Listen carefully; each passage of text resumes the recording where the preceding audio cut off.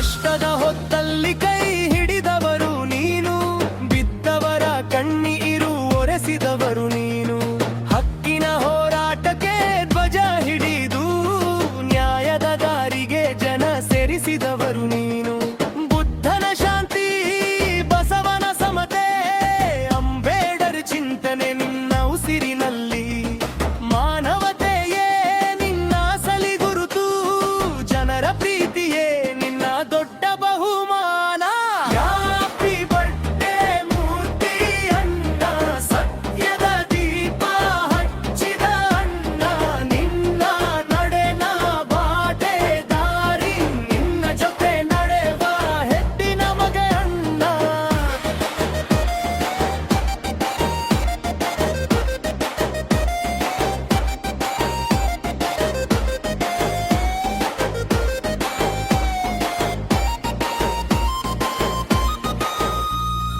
ನಾಯಕ ಅಂದ್ರೆ ಶೋ ಅಲ್ಲ, ಸೇವೆ ಅಂದ್ರೆ ಸ್ಟೈಲ್ ಅಲ್ಲ, ಜನರ ಮಧ್ಯೆ ನಿಂತು ಹೋರಾಡೋದು ರಿಯಲ್ ಪವರಿವನ್ನ.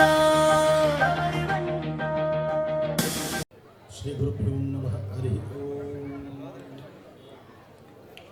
ಶುಕ್ಲಾಂಬರಧರಂ ವಿಷ್ಣುಂ ಶಶಿವರ್ಣಂ ಚತುರ್ಭುಜಂ ಪ್ರಸನ್ನವದನಂ ಧ್ಯಾಯೇ ಸರ್ವವಿಘ್ನೋಪಶಾಂತಯೇ.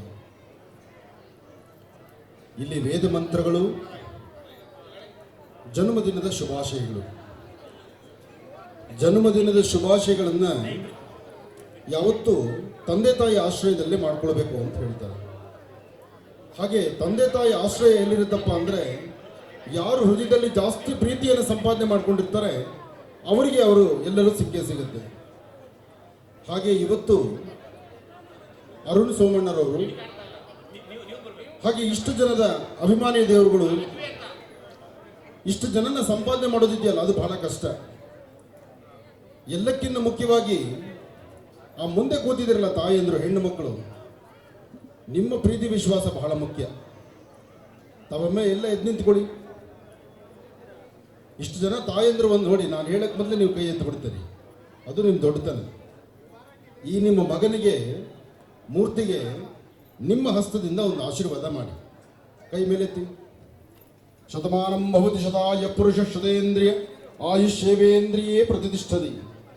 ನಿಮ್ಮ ಆ ಬಲಹಸ್ತ, ನಿಮ್ಮ ಹಸ್ತದಲ್ಲಿಡುವಂಥ ಆ ಆಕರ್ಷಣ ಶಕ್ತಿ ಮೂರ್ತಿಗೆ ಸದಾಕಾಲ ಶ್ರೀರಕ್ಷೆಯಾಗಿರಲಿ. ಯಾಕೆಂದರೆ ಅರುಣ್ ಸೋಮಣ್ಣರವ್ರು ಮಾತು ಹೇಳಿದ್ರು, ಹಿಂದೆ ನಡೆದಂಥ ವೃತ್ತಾಂತವನ್ನೆಲ್ಲ ಹೇಳಿದ್ರು, ಮುಂದೆ ಏನಾಗಬೇಕು ಎಂಬತಕ್ಕಂಥದ್ದನ್ನು ಹೇಳಿದ್ರು. ಆ ಮುಂದೆ ಏನಾಗಬೇಕು ಎಂಬತಕ್ಕಂಥ ರಹಸ್ಯವನ್ನು ನಾವು ಅರ್ಥ ಮಾಡಿಕೊಂಡ್ರೆ, ನಾವು ನೀವು ನಮ್ಮಗಳ ನೋವಿಗೆ ಸ್ಪಂದಿಸುವಂಥ ಗುಣ ಮೂರ್ತಿಯಲ್ಲಿದೆ. ಹಾಗಾಗಿ ಒಂದಷ್ಟು ವಿಚಾರಗಳನ್ನು ಅರ್ತು, ಮುಂಬರ್ತಕ್ಕಂಥ ದಿನಗಳಲ್ಲಿ ನಾವು ಹೇಗಿರಬೇಕು, ನಮ್ಮ ಕಾಯಕವೇನು ಎಂಬತಕ್ಕಂಥದ್ದನ್ನು ಅರ್ತು, ಇವತ್ತಿನ ಹುಟ್ಟುಹಬ್ಬವನ್ನು ಆಚರಣೆ ಮಾಡಿಕೊಳ್ತಿರ್ತಕ್ಕಂಥ ಇವತ್ತಿನ ಈ ಶುಭಗಳಿಗೆ ಮೂರ್ತಿಯ ತಂದೆ ತಾಯಿ, ಹಾಗೆ ಸೋಮಣ್ಣವರು, ನಮ್ಮ ಆತ್ಮೀಯರಾದಂಥ ಸೋಮಣ್ಣವರು ಇನ್ನೇನು ಈಗಲೂ ಆಗಲೂ ಬರ್ತಾರೆ. ಆಧ್ಯಾತ್ಮಿಕವಾಗಿ, ಧಾರ್ಮಿಕವಾಗಿ, ಸಾಧು ಸಂತರ ಬಗ್ಗೆ ವಿಶೇಷವಾದಂಥ ಕಾಳಜಿ ಇಟ್ಕೊಂಡಿರ್ತಕ್ಕಂಥವ್ರು ಸೋಮಣ್ಣವರು ಅಂದರೆ ತಪ್ಪಲ್ಲ. ಅದೇ ದಾರಿಯಲ್ಲಿ ನಡೆದು ಬರ್ತಿರ್ತಕ್ಕಂಥವ್ರು ಅರುಣ್ ಅವರು. ಹಾಗಾಗಿ ಜೊತೆ ಇಲ್ಲಿರುವಂಥ ಎಲ್ಲ ನನ್ನ ಅಣ್ಣ ತಮ್ಮಂದರು, ಹಾಗೆ ಸಾಕಷ್ಟು ಜನ ನಾಯಕರು, ಹಾಗೆ ಮೂರ್ತಿಯವರ ದಾಂಪತ್ಯ, ಅವರು ಇನ್ನೂ 100 ಕಾಲ ಇನ್ನೂ ಹೀಗೆ ಸಂತೋಷವಾಗಿರಲಿ. ಎಲ್ಲ ಪತ್ರಿಕಾ ಮಾಧ್ಯಮದ ಮಿತ್ರರಿದ್ದೀರಿ, ಬಂದಿರುವಂಥ ಅಭಿಮಾನಿ ದೇವರುಗಳಿದ್ದೀರಿ, ತಮ್ಮೆಲ್ಲರಿಗೂ ಸಹಿತ ಭಗವತಿಯ ಸಂಪೂರ್ಣ ಅನುಗ್ರಹ ಉಂಟಾಗಲಿ.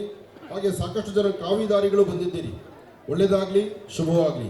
ಇನ್ನು ಪಾಲ್ನಳ್ಳಿ ಮಠದ ಸ್ವಾಮೀಜಿಗಳು, ಅವರ ಕೀರ್ತಿ, ಅವರ ನಡೆ ಈಗಾಗಲೇ ಮೇರು ಶಿಖರದಂತೆ ಏರ್ತಾ ಇದೆ. ಇನ್ನಷ್ಟು ಅಭಿವೃದ್ಧಿ ಆಗಲಿ, ಸಮಾಜಮುಖಿಯಾದಂಥ ಕಾಯಕ ನಮ್ಮ ಪಾಲ್ನಳ್ಳಿ ಶ್ರೀಗಳು ಮಾಡುವಂಥದ್ದಾಗಲಿ. ಒಳ್ಳೆಯದಾಗಲಿ, ಶುಭವಾಗಲಿ. ಇನ್ನು ಮುಂದೆ ಸಾಗಲಿ ನಿನ್ನ ಪಯಣ, ನ್ಯಾಯದ ಕನಸು ಕಾಣುವ ಪ್ರತಿಯೊಬ್ಬರ ಸಂಗ.